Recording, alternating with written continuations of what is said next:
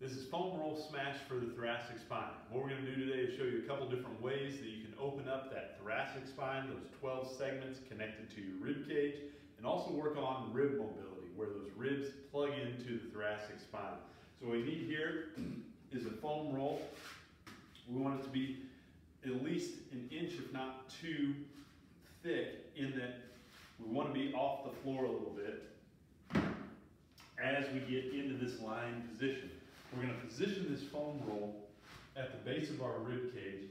We're going to keep our knees bent, and to protect our neck, we're going to put our fingers together and wrap our hands around the base of our neck. So what I want to do from here is lift my hips, keep a little tension through my abs, and start to pull myself down with my feet to bring that foam roll up to the top of my shoulder blades.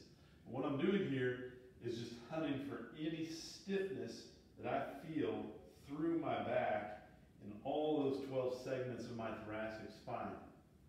And the goal is to not just roll aimlessly up and down, but to find the spot that's stiff. When you find it, stop. Drop your hips, get your feet back underneath you, take a breath in.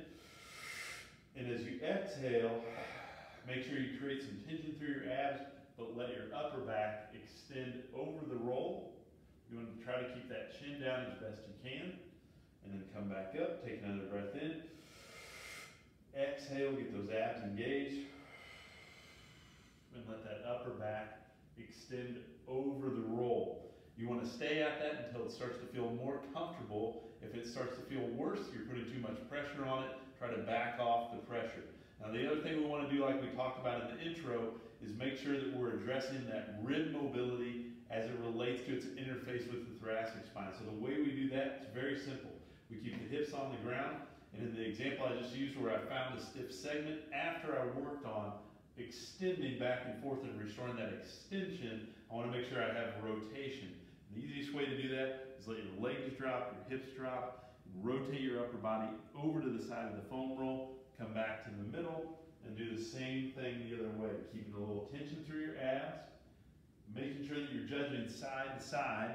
Does one side feel stiffer than the other, or do they both feel fine? Any side that's stiff, what we want to do is simply just oscillate on and off that stiff segment, similar to how we just worked on restoring your extension.